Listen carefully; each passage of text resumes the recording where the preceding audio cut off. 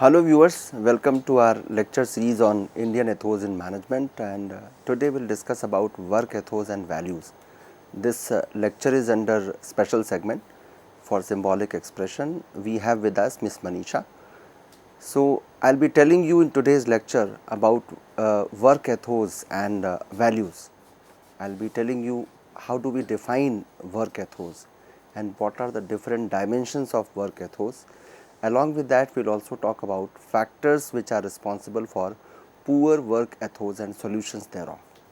That what is the reason for the bad work ethos or what you call as the poor work ethos, and what can be the possible solution to that. So, with this as our agenda of today's discussion, we will now start with how do we define work ethos. We all understand that work ethos means when we relate ethos with the workplace, meaning thereby we want to talk about the ethical practices at workplace. What are the ethical practices which we are supposed to follow at workplace? So, we need to define it now. Work ethos refers to the set of moral principles. It can be values, it can be beliefs which actually guide an individual's attitude and behavior towards work. So, when you are at workplace, what is your attitude and behavior towards the work which you are performing, and for that we have certain guiding principles, certain moral principles, certain values and beliefs which should become the guiding light for us when we look at the work or when we perform our duties. That is called work ethos. So, if you ask me that sir, what it includes all about, what it encompasses, it includes qualities such as diligence, responsibility, accountability, professionalism, integrity, collaboration, adaptability, respect, communication with your peer members, and many other qualities. So, these are just to give you some examples that these are the qualities which we need, which actually we should possess when we are working at a workplace, and we say that our work ethos is very rich. If I say that at my workplace the work ethos is very rich, it is not poor, it means it should encompass the qualities which I have just elaborated, I have just named here. I will be telling you in detail what these qualities actually demand for. When I say diligence, what exactly we mean by it? When I say responsibility, what do we mean by this term responsibility, and what is the way we have to perform our duties when we say that my behavior is responsible one. So, these qualities I will be defining when I will tell you about the different dimensions of work ethos. But to be very precise, I would say work ethos are basically the guiding principles which actually guide us, guiding principles of our attitude towards work, and they in the background they have moral principles, they have values and beliefs which are actually tried and tested, and they have been giving us the best of results. That is called the rich work ethos. That is the basically the basic characteristics of the rich work ethos. Now, if I have to define work ethos, I would say that it is actually very crucial for individual as well as the success of organization. Not only your success, but also the success of your organization. It is very crucial, and it includes the qualities which I have just named here: responsibility, professionalism, integrity, accountability, and they are basically a prerequisite for us to be called as an organization having rich work ethos. Now, what are the different dimensions of work ethos that we need to discuss?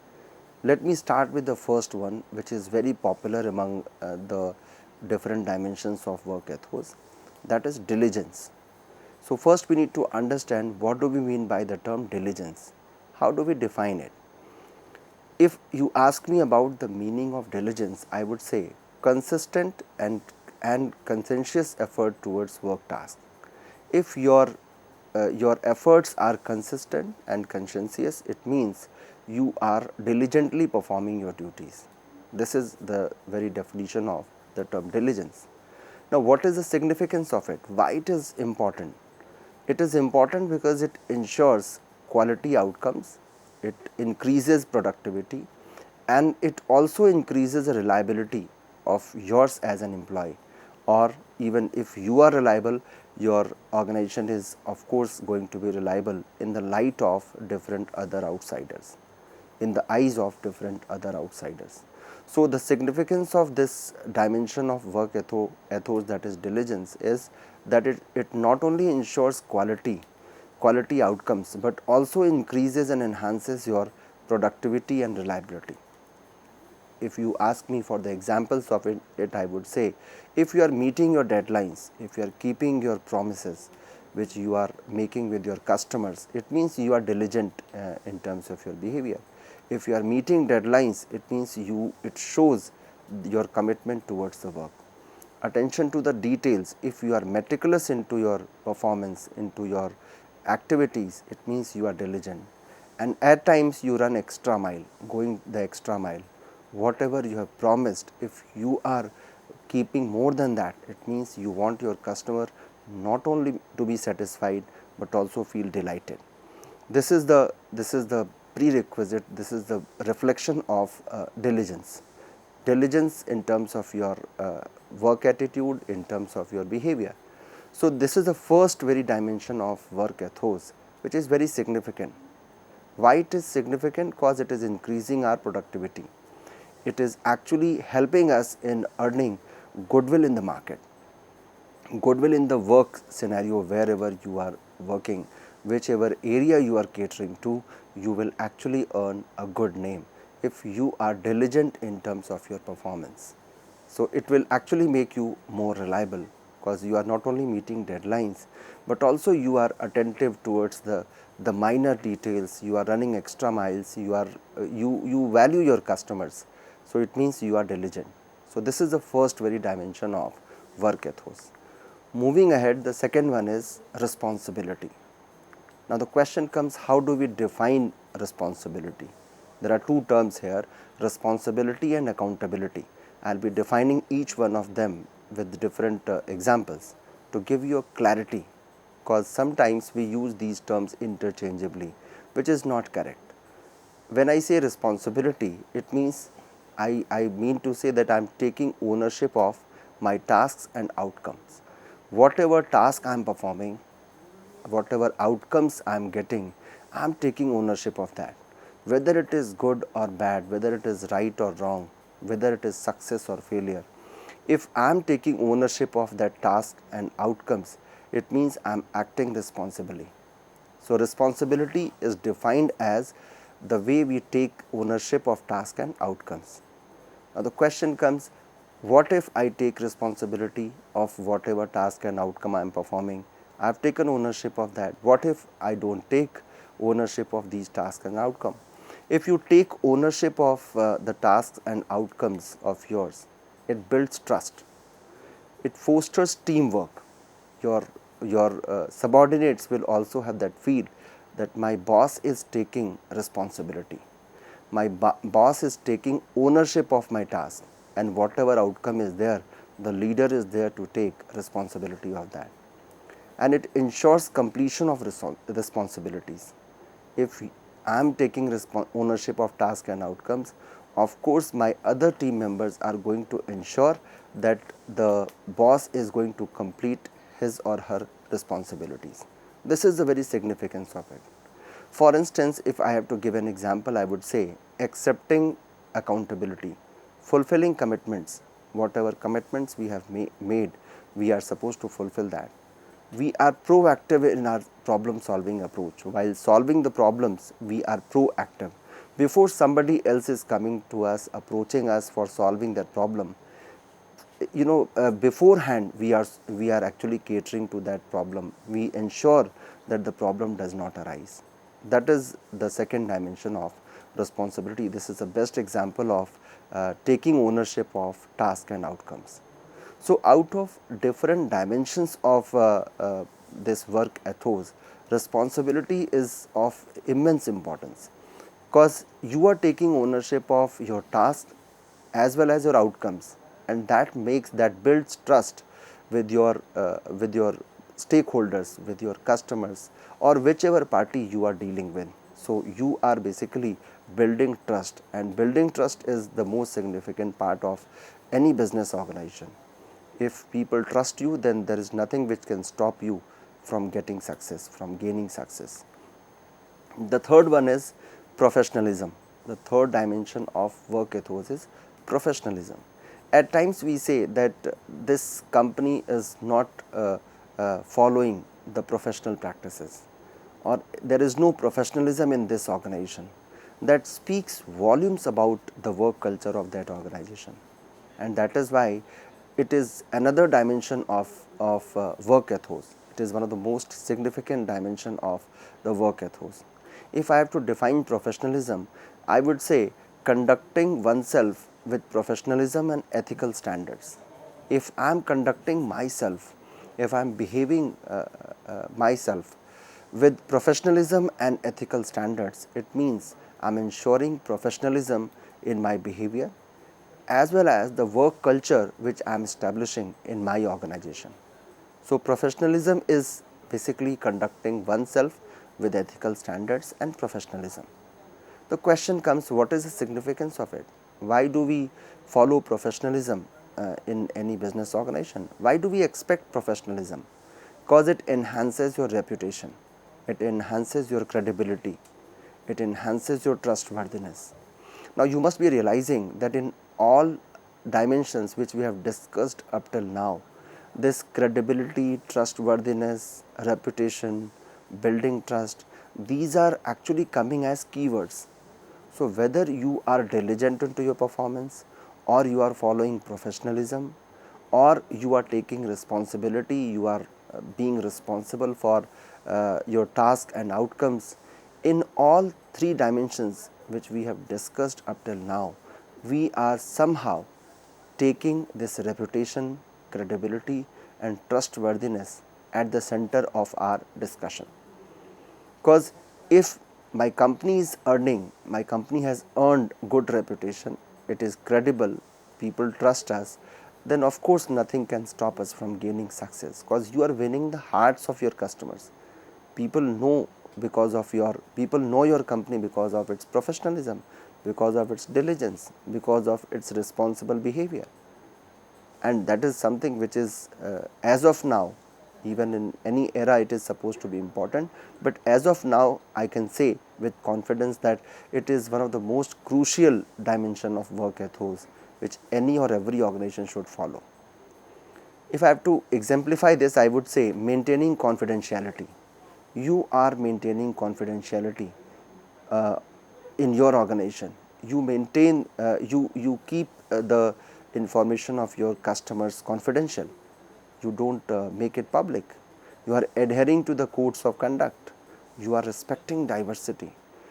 If you are respecting diversity, it means you are being professional into your behavior. Professionally, you are tackling the situation. You need to maintain confidentiality. You have to adhere to certain codes of conduct.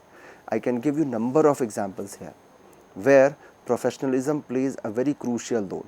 Specifically, if we take the service sector. In service sector, professionalism is the most important thing which any or every client expects for. If you go to a hospital and you are talking to a doctor, you want that professional standard to be followed, that ethical standard to be followed by the doctor. Same is the case of any other service.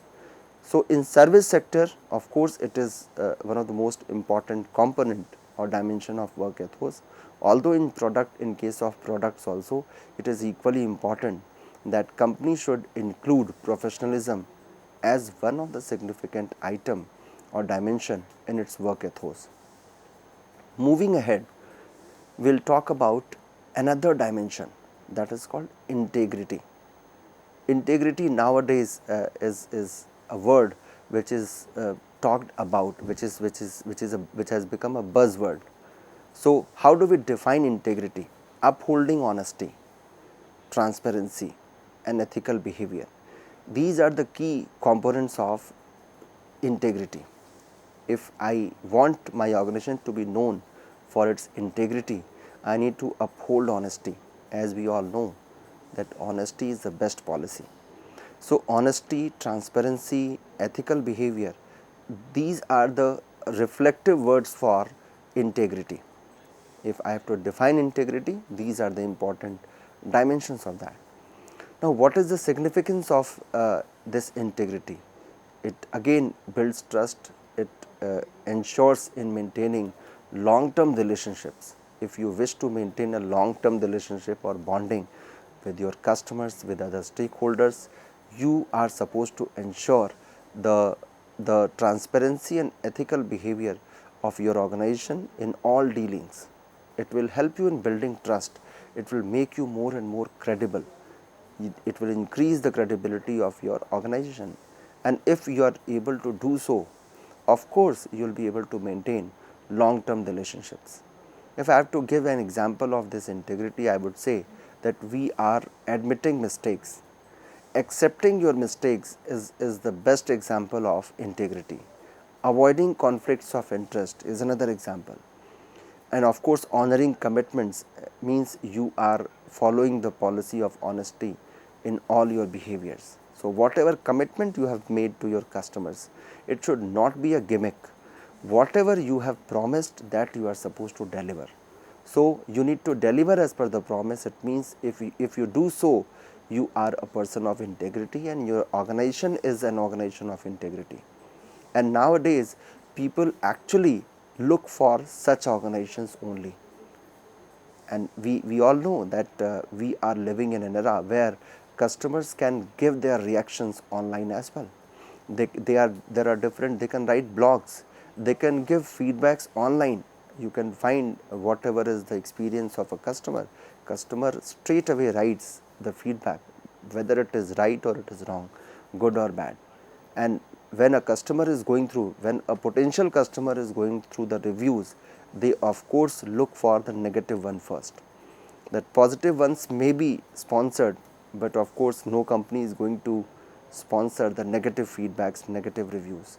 So these reviews, there are a number of research papers which are written on this, that what is the impact of online reviews on customers' expectations, on customers' relationship with your company, or converting your potential customers into customers. What is the role of online reviews? So when we all know that whatever is my behavior, it is going to be made public by the customers, then of course we need to ensure that we are ensuring integrity into our business organization. There is a very popular research which says that if you are happy with a person, you would speak it to one person. But if you are sad with the person, if you are not happy or unhappy with the person or company, you will speak it to at least 3 people. So 3 times negative impact you are going to spread. So the word of mouth publicity, you all know the impact of it, and imagine if a customer is not happy and speaking it to 3 people, and in that way there is a complete chain of customers which you are going to lose as a business organization, which in any case you won't be willing to. So integrity is another important dimension of work ethos. Next is accountability. Accountability is what? It is taking responsibility for your actions and decisions. Whatever actions I have performed, whatever decisions I have taken, I'm taking accountability of that. Which means whatever loss or profit is there, that I'm ready to bear with. So it means I am accountable for that. I can be held accountable for this very responsibility, this very action or decision. Now, if in my organization people take accountability, what does it mean? It enhances reliability, it fosters trust, and it facilitates learning from mistakes, because people don't commit mistakes willingly if they are accountable for whatever actions and decisions they have taken. There can be an error, there can be a mistake, but of course the mistake will not be repeated if your organization is including accountability as an important component of work ethos. So the beauty of this dimension of work ethos is that it facilitates learning for our employees from their own mistakes and also from others' mistakes. They while committing mistakes, they do learn how to ensure that these mistakes are not repeated. If I have to give an example of it, I would say that accepting consequences, seeking feedback, asking your customer to write a feedback, that if you are not happy, please let us know. If you are happy, please tell others. In some of the organization, this is the punchline they are using. If happy, you should not speak to us, you should speak to others. If you are not satisfied, then please let us know. Reporting progress, asking for the reporting progress, asking for the acceptance of consequences, seeking feedback from your clients is actually a reflection of an organization which believes into the accountability, which means whatever is my action and decision, I am accountable for that, I take responsibility for that. So, this is another dimension of work ethos. So, although there are different other dimensions, but I have only taken few of them which are the most significant one, like diligence, like responsibility, accountability. These are the most important one, integrity, and that is why we have discussed them in detail. And if any organization follows these different aspects of work ethos, of course they are going to be called as an organization which follows the rich work ethos, or which is having rich work ethos. Now, at times some people say that in number of organization the work ethos is very poor. The question comes, what are the factors responsible for poor work ethos? Because we have talked about the good work ethos, or ingredients of good work ethos or rich work ethos. But what are the factors responsible for poor work ethos? So, let us discuss about those. The first can be lack of clear expectations. I will be telling you in detail, I am just naming them here. Lack of clear expectations, poor leadership, it can be negative organizational culture, it can be lack of recognition and reward to your employees, it can be personal factors. So, there are number of factors which are responsible for poor work ethos, and if we do not care about these important factors, of course your work ethos cannot be good. So, we all understand that while defining work ethos, we have talked about the different dimensions of work ethos. What are the different dimensions of work ethos which make your work ethos rich? The factors which are responsible for the poor work ethos are listed here, and I am telling you the first one here, lack of clear expectations. If there is confusion, there is inefficiency and frustration among your employees, it means your company is lacking in terms of clear expectations. There is lack of clear expectations. So the symptoms can be in terms of confusion among employees, inefficiency and frustration among employees. The question comes, how to solve it? If there is poor work ethos, how to tackle it? You should establish clear goals. You should establish clear goals, roles and responsibilities. Everything should be clear, it should be in black and white, that for this task this person is responsible and for others the other persons are responsible. We should provide regular feedback and guidance to our employees. We should give them enough autonomy, but if needed, hand holding should also be done. So, there are number of other factors which are responsible for the poor work ethos, which I will be telling you in the next lecture of mine. This is the first one which I have explained here. I hope you must have enjoyed today's lecture of mine. Thank you so much.